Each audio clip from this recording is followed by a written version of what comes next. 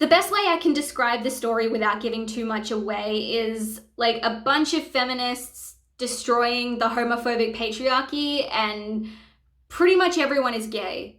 So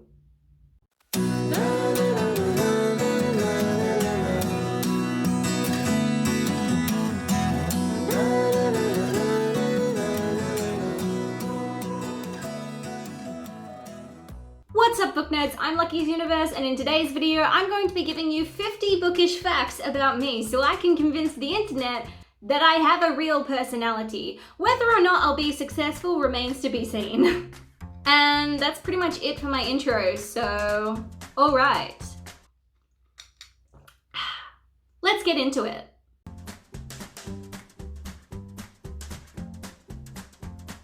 The first chapter book I ever remember reading was Amber the Orange Fairy by Daisy Meadows.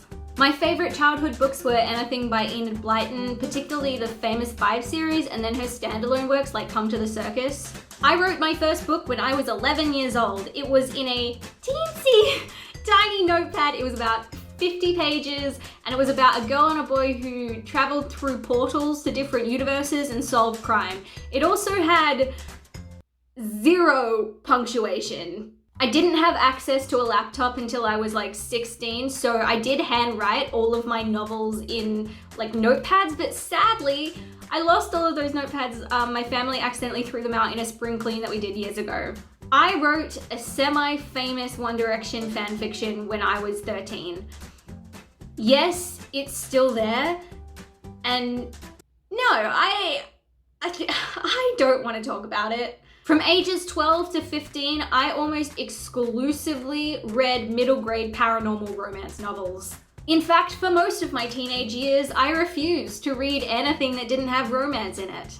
The first time I read smut in a book, I was about 15. I saved up all of my pocket money for an iPad and immediately downloaded a bunch of free ebooks.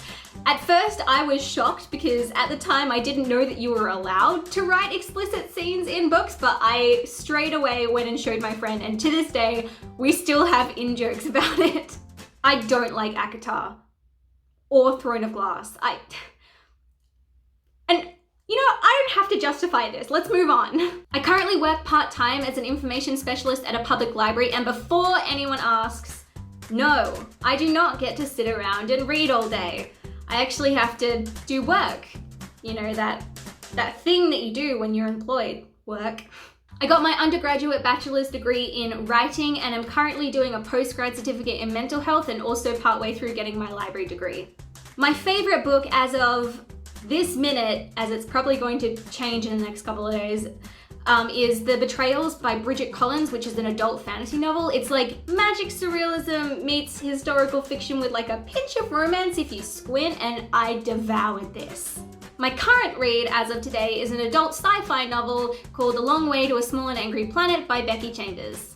My favorite romance trope is forbidden romance, but these days you have to weed through so much shit to find the good stuff. Some books with, in my opinion, really great forbidden romance plotlines are the Daughter of Smoke and Bone trilogy by Laini Taylor and The Binding by Bridget Collins. The former is a YA fantasy series and the latter is an adult fantasy novel. As I've gotten older, I've realized that I don't go for books with a strong romance focus anymore. I prefer for it to be the subplot rather than the main plot. I'm a huge fan of historical fiction, and the first author that ever got me really into it was an Australian children's author called Jackie French, and the first book of hers that I read was A Dog Who Loved a Queen, which was about Mary Queen of Scots but through the eyes of her dog. Jackie French actually came to my school for a writer's workshop. I read some of my work out loud and she said it was really good, and that's a big part of the reason why I decided to pursue writing as a career. I wrote a full-length, fully edited novel in my final 2 years of high school. It took a year to write and a year to edit. The reason I've never tried to have it published is because at the time that I wrote it, I was obsessed with American high schools, so I set my novel in one, but then later realized that I should rewrite it and have it set in Australia so that makes sense. I also intended it to be a YA, but now I think it works better as a middle grade. It has about 35 chapters, and I'm only through to chapter 7 in the rewrite, and I only work on it when I feel like I need a break from my current novel, so I don't know when, if ever, I'll make that work public. My current novel, some of you may know, is a YA fantasy about a girl whose kingdom is invaded by a monster species from across the sea.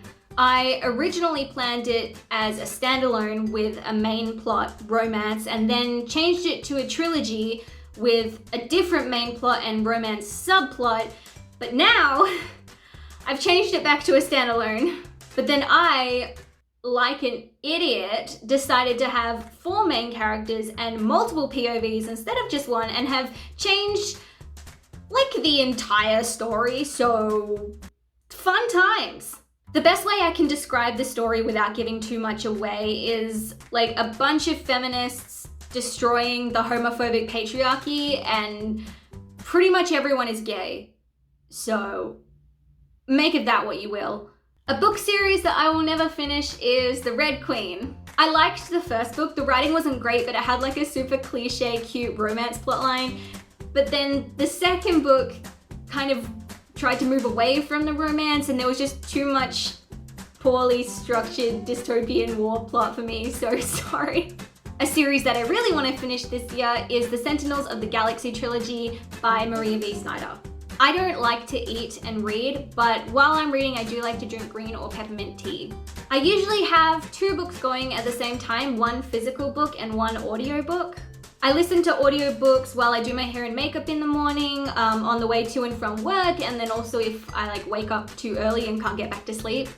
I don't like ebooks. Don't get me wrong, they still count as reading, but I will only get an ebook if I absolutely cannot source a physical copy or an audio copy of it, and I would prefer to wait a couple weeks to get my preferred format than get the ebook.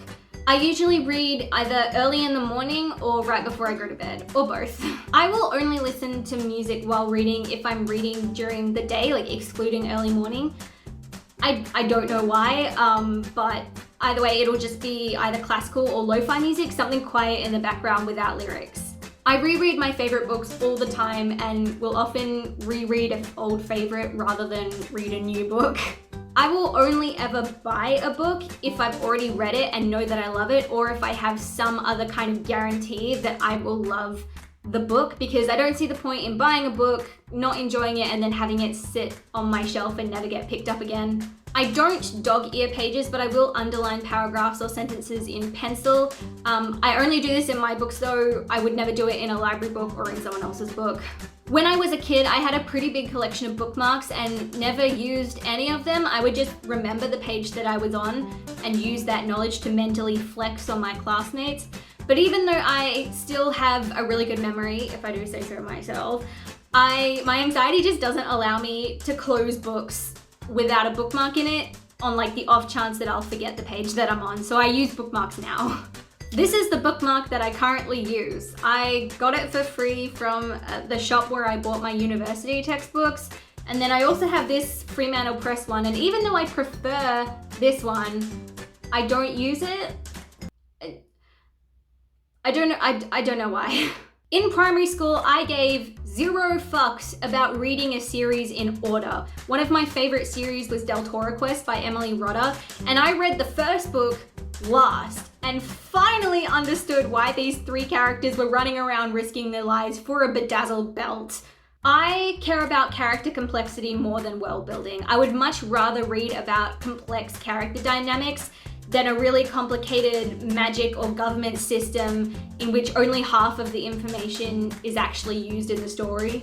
I just finished reading the first Darker Shade of Magic book by Victoria Schwab, and it's a good book, but I don't see where the hype comes from. I once won $100 in my university short story competition for a story about a little boy who keeps a fairy girl in a jar and tortures her. The judges said they really liked what it said about gender, and to this day, I still have no idea what they're talking about. Whenever I feel down about my career as a writer and feel like I will never finish a book and get published, I like to think about all the books that I hate and tell myself that if they can get published, so can I.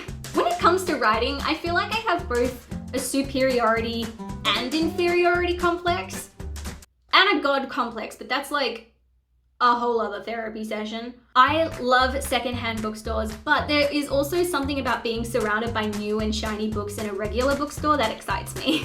I have 3 reading settings. Consistently finish books in 3 to 4 days, smash out 400-page novels in like a day or 2, or read barely 1 book a month. There is no in between. In my opinion, if a YA novel is more than 400 pages, it's too long. The only exception I've ever come across is The Evil Queen by Gina Showalter. I prefer it when fantasy novels have like a vague world or setting and the plot is based around an object, person, or force that can't be fully explained, because then I feel like the author will spend more time on the characters rather than the world. My favorite classic novel is Pride and Prejudice, and it is also my favorite book to movie adaptation. My least favorite book to movie adaptation is... You know what? I can't even say it. Let's just move on. I prefer my classic novels to be in hardcover, but for everything else, I prefer floppy paperbacks, especially since I usually take a book everywhere I go, and paperbacks just travel better. A genre that I don't read much of but want to try out is horror. I don't enjoy books with explicit sex scenes, with the exception of contemporary novels, because most of the time at least they're realistic. Sex scenes, especially in fantasy and like adult fantasy, I just find them laughable and like over the top and just uncomfortable. I don't know, but like read what you like. I'm so sick of enemies to lovers at this point. Most of it is either one character used to torture the other and then they fell in love, or like the 2 characters who hate each other are coincidentally forced into a partnership of some kind. I don't know, I liked it when I was a teenager, but I don't feel it anymore. And finally, I currently own a grand total of 65 books, which was actually a lot more than I thought, because when you look at my bookshelf, it really doesn't look like that much. And that brings us to the end of 50 bookish facts about me. I hope you enjoyed it. I hope you had a great Christmas and have a happy new year. If you don't already follow me on TikTok, go check that out. I post some pretty cool stuff on there. I will also leave a link to my Goodreads and my Twitter account below if you want to keep up with what I'm reading. Thanks for listening, and I'll catch you later.